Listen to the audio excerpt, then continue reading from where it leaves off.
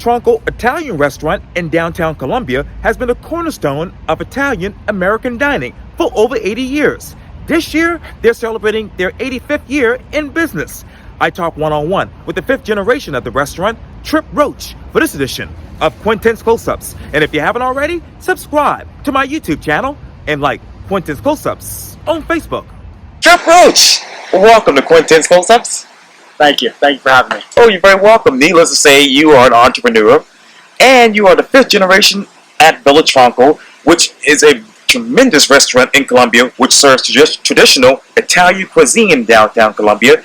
In fact, Villa Tronco is celebrating an anniversary this year, 85 years in Columbia. The local favorite has been a cornerstone of Italian American dining and offering guests a taste of authentic cuisine and rich local history since 1940. So as we sit here right now, Tripp, let me ask you, who is Villa Tronco 85 years today? Yes, so 85 years, that's a lot of history, 5 generations, a lot of food served in between then. So we serve pizza, pasta, all sorts of stuff in between. We did introduce pizza to Columbia, and we've kept the recipe the same since then. So it's the original that the founder, Sadie Carnaggio Tronco, started with, and people come back to that same dish to this day. So lots and lots of history. And a matter of fact, it was founded in 1940 by the Tronco family. Villa Tronco began as a fruit store before eventually evolving into a full-service Italian restaurant. It remains a family-owned business today, as you know, currently under the stewardship of the fourth and fifth generations, and over the years it has become a cherished gathering place, serving authentic Italian cuisine while celebrating Columbia's diverse cultural fabric. So let me ask you this. What is the biggest difference about that restaurant from 1940 to right now? Well, it started off very small, and it actually started off as a fruit stand called the Iodine Fruit Store. So the founder, Sadie Tronco, she came from Philadelphia with little to no money and just had an idea, and she started it and grew it from there. Today it's one of the most well-known restaurants in Columbia, if not South Carolina, with all the rich history that we have. So yeah, it's come a long ways over the time. Wow, for sure. For sure. And you talk about obviously that rich history, and let's talk about that cultural fabric, which has actually shaped your restaurant for so many years. Absolutely. How have you all been able to keep up with that cultural fabric while maintaining your rich history? Yes, so we're all Italians. We originated from Sicily, and we are very proud of our Italian heritage. So from 2008 to 2014, my grandmother was a part of the Sons of Italy, and she was actually a vice president for a few years on that board, and they had the Italian Festival, which was a very, very big festival at the time in Columbia, and at its peak it was about 25,000 people per year attending this festival. They had it in October, and the reason is because that's Italian Heritage Month, passed by the House of Representatives for the state. So what happened was in 2015, the century-long flood came to Columbia, and that was the same weekend the Italian Festival was supposed to be on, and it basically wiped it out. So it bankrupted the organization, and we never really could rebound since for the Sons of Italy. So there's not been an Italian festival for over 10 years, which is huge. So what I want to do is the goal is to bring it back here in the next 1 to 2 years, and bring it back to that same spot, the Robert Mills House and Gardens, which is actually 3 blocks away from the restaurant. Yeah. Yeah. And I come to downtown Columbia a lot whenever I can. So much has changed to that area over the past 10 years. So what part of that particular history continues to vibrate your restaurant? Yeah, well, I think people come back because it's a constant and an ever-changing scene of Columbia. Villa Tronco has stood there since, well, the building has actually stood there since 1867. It was originally a firehouse, and we recently learned that it was burned down by Sherman and his soldiers in the Civil War when they marched through Columbia, and it was rebuilt about 2 years later, and it stood as the headquarters for Columbia Fire Department. So that building has even more history than just Villa Tronco in it, probably even more, dating back to 1867. So it's really, really cool to be a part of everything that's gone on in there, and it's we have food tours on Saturdays. Oh. Every once in a while, and we always love to tell the story because it's just so fascinating to people that have no idea about what's been there. And we're working on getting a historic marker, probably all around Charleston. But we're working with the South Carolina State Archive and History Department because we really want to showcase everything that's been at this site of 1213 Blanding Street in Columbia. Yeah, and I've been through that area a lot as well, and there's so much history back that way. But you talk obviously about those food tours. So with the rich history that you all have and the clientele that you all have, why food tours? Why now? Well, we always want to open up our doors to newcomers. We always want to be expanding our clientele. So two nights a week, we have two different shows. One a week. So every Thursday we have opera night. Those are the first two Thursdays, and then the last two Thursdays are Broadway night. And we bring in as many people as we can. They normally sell out about a month in advance. It's free, so you don't have to pay any extra for it, but you just have to reserve a spot. They fill up fast. So we're always looking for new ideas, because the restaurant scenes are always changing, always new restaurants, and we've been there forever. So it's hard to always try new things because it's worked for so long, but you have to adapt. Yes. You have to. And COVID was a big factor in that. A lot of things changed after the pandemic. And we were fortunate to get out of it, which was really well. What is the state of the restaurant scene in Columbia? I know it's changing rapidly here in Charleston, for some for the good, some for the bad. Where do you see that in Columbia? So I think the hospitality scene, it really carries Columbia. So I like to tell people that are unfamiliar with Columbia, there's kind of three sectors in the professional business world of Columbia. You've got the University of South Carolina, a bunch of college students. So they're not really going to go out to eat as much. They're more of a bar crowd. That's why they have 5 points. Right. Okay. And then you've got Fort Jackson, which is one of the largest Army training military installations in the United States. Sure. So there's a lot of soldiers coming in and out of Columbia. They kind of stick to that Fort Jackson area, but occasionally you'll have some soldiers go out and about. Yeah. And then the last one is the Capitol. It's where all of the government offices are. So it's kind of three completely different groups of people. So it's hard to cater to three completely different groups.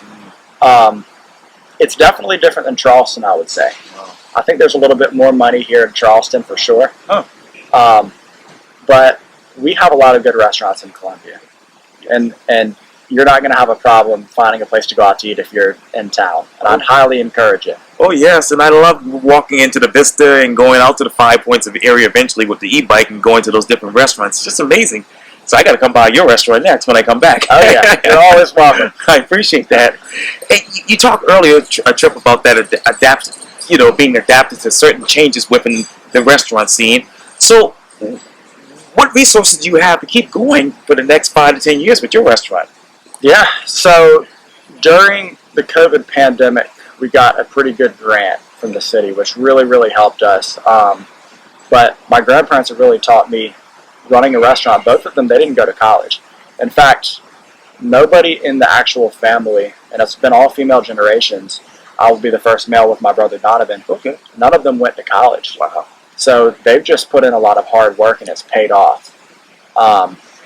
Which, in this day and age, it's not necessarily the same, and education does go a long ways.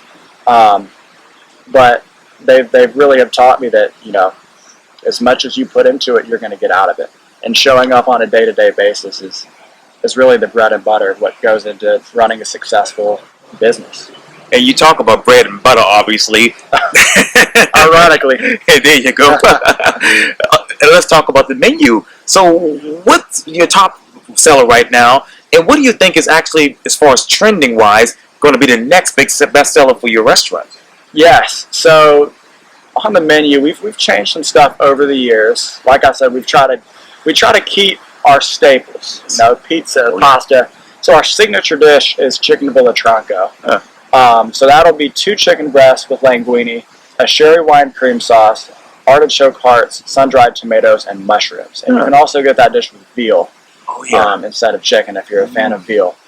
So I'd say that's our best seller. Other than that, chicken parmesan, eggplant parmesan, and we have very talented chefs. So we allow them to craft specials every night, and that's about 5 or 6 different specials that constantly change every night, just to show off their culinary talents. And they do a really, really good job with that. So on the specials menu, you'll see a steak special, a fish fillet special, a pasta special, a chicken. So that's the kind of stuff that I'm talking about. It's always changing, which is good to have, because if you come in, like these people, they've been coming in for generations and years, they've had everything on the menu times 10.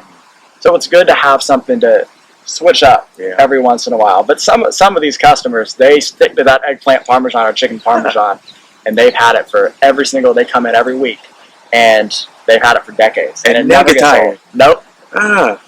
So, okay, you talk about, obviously, those particular menu items you just described. So which one of those menu items describes you? I am a big fan of that chicken Villa Tronco. I am.